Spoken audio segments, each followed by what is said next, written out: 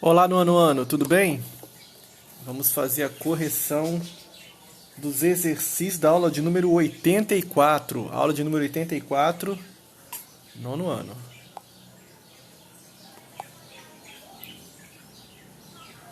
Pessoal,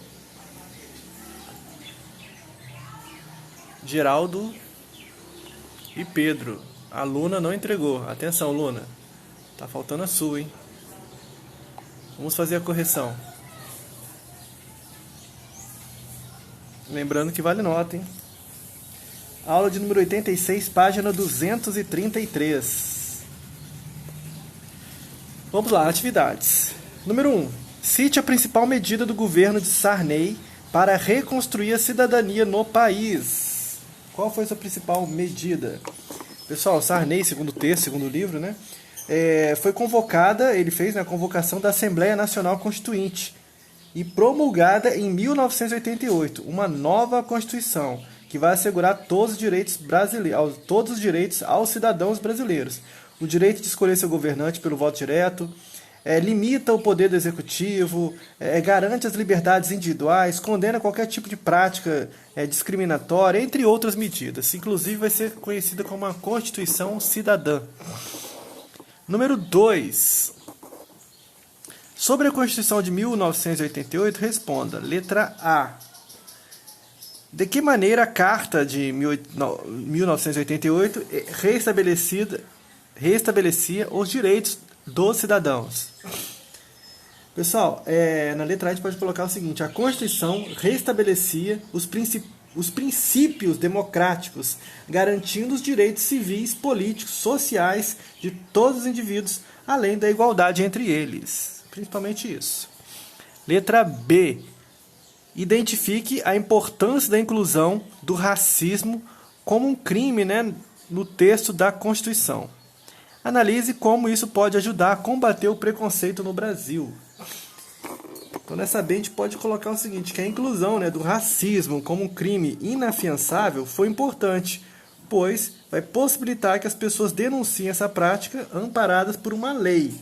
Com isso, coíbe-se qualquer tipo de preconceito ainda comum no país, apesar da grande diversidade étnica na nossa sociedade brasileira e apesar de mais de 128 anos aí da abolição da escravatura e esse preconceito, esse racismo que ainda existe em nossa sociedade. Letra C, na verdade. C. Quais foram as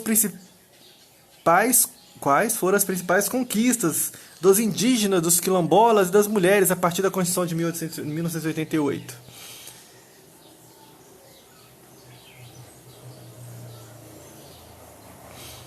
Pessoal, com relação aos indígenas, aí, o direito à posse das terras, que ocupavam o Estado fez um compromisso de demarcá-las e garantir um processo na qual a preservação das suas tradições e das suas culturas.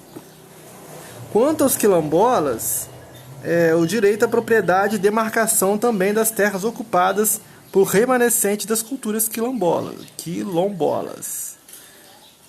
Bem como aí a manutenção da sua cultura, a prática de seus saberes como parte do patrimônio brasileiro.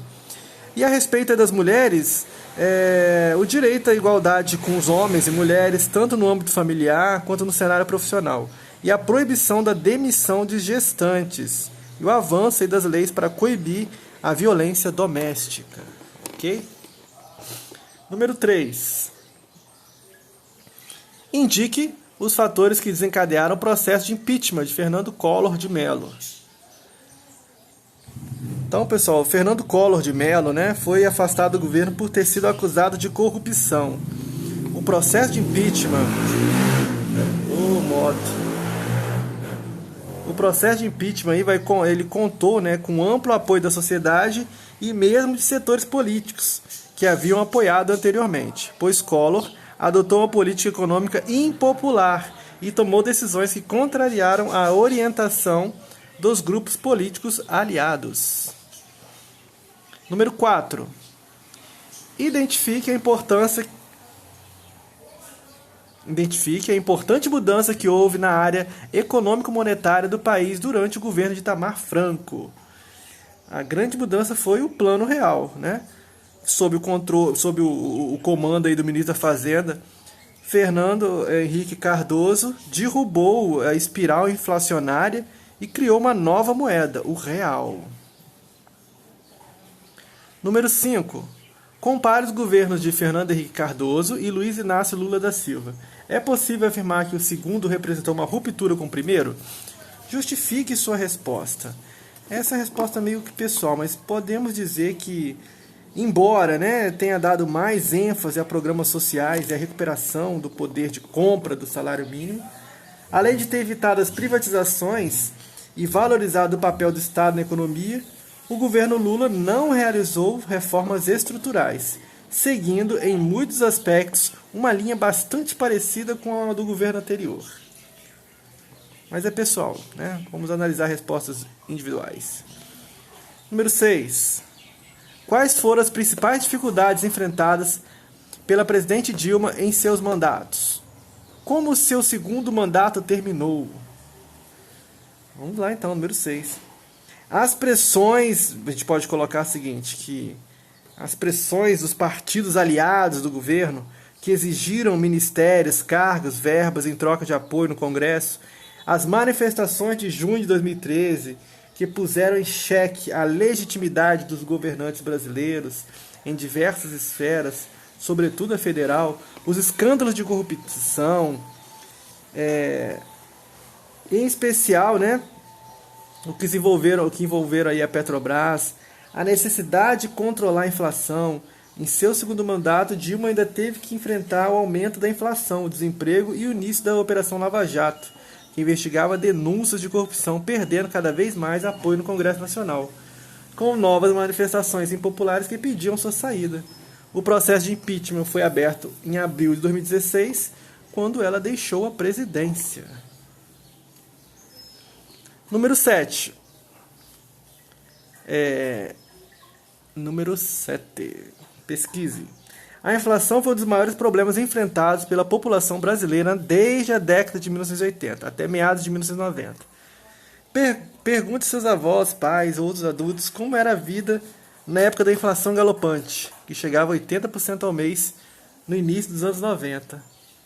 Quais medidas eles adotavam para proteger o dinheiro da desvalorização? Então essa 7 aí, ela vai ser também uma resposta pessoal, Vamos olhar o que vocês vão falar. Número 8. Analise um texto. Vamos lá. Leia o texto a seguir. Pode-se pegar uma caneta. Pode dizer que a entrada no século XXI assiste o Brasil ao confronto de duas concepções na sociedade. Uma delas é tradicional, que se apoia numa interpretação distorcida do liberalismo rotulada de neoliberalismo, apregoando a respeito da liberdade como direito formal, mas atenta apenas ao mundo dos negócios, do mercado, sem qualquer preocupação com a justiça social, com a situação daqueles que aprenderam com a história das suas famílias e com a própria história que o direito de ser livre é apenas uma fantasia hipócrita quando concedido a uma pessoa que não tem possibilidade de ser livre. Esta é a concepção egoísta e materialista da sociedade que começa a ser superada no Brasil. Outra concepção, apesar das decisões políticas de caráter humanista, para os adeptos dessa concepção de sociedade, a primeira prioridade é a pessoa humana, com a dignidade e seus direitos fundamentais. O que permitiu o surgimento dessa concepção foi o aparecimento de um povo como protagonista, a menos que ocorra um outro golpe de Estado que sejam totalmente obstruídos dos canais de expressão democrática. Essa tendência deverá prevalecer porque corresponde à necessidade e às aspirações de grande maioria do povo brasileiro. Dalmo de Abreu Dalari. Vamos lá, com base nisso vamos responder a 8. De acordo com o texto, de acordo com o autor, quais são as duas concepções econômicas existentes no Brasil do início do século XXI? Bom, segundo o texto, ele fala que a primeira é tradicional e materialista e apoia-se no liberalismo econômico e preocupa-se com os negócios, mas não se atém à questão da justiça social. E a segunda, dos adeptos do humanismo, a prioridade na sociedade são seres humanos, com os seus direitos fundamentais. Bem fácil essa análise aí do texto, bem tranquilo, tá bem claro isso. Número 9. Quais são as diferenças entre elas? Bom, a concepção da sociedade tradicional está atenta apenas no mundo dos negócios, ao mercado, e não tem preocupação com a justiça social. A concepção de caráter humanista prioriza o ser humano, valorizando sua dignidade e seus direitos fundamentais. Uma coisa é o mercado, outra coisa é o ser humano. Então essa é basicamente a sua diferença. Número 10. Na sua opinião, aliás, na sua não, eu ia direto. Na opinião do autor, qual caminho deve prevalecer? Bom, segundo o texto, percebemos que a opinião do autor, ele imagina que deve permanecer a concepção humanista, pois é a que melhor reflete os anseios e as aspirações da maioria do povo brasileiro. Joia? Então, com isso, nós matamos aí os exercícios da página 233, ok? Que foram a aula de número 84, beleza? Qualquer coisa, vejam novamente, deem pause, vai dar tudo certinho. Forte abraço, pessoal, até mais.